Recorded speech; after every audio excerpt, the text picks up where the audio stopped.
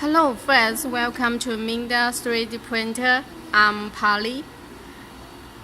Today we will like to talk about why we should choose the fully metal framed machine.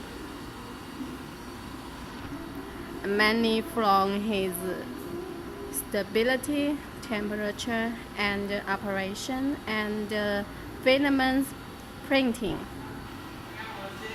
As we can see, it is the MD4H. MD4H is fully metal frame. Firstly, the fully metal frame cannot only ensure the stability during printing. Yeah, you can see it's very strong stability,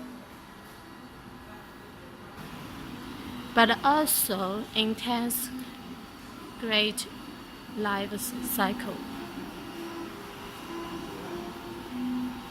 You can use directory when you receive the machine, so it is easy operation.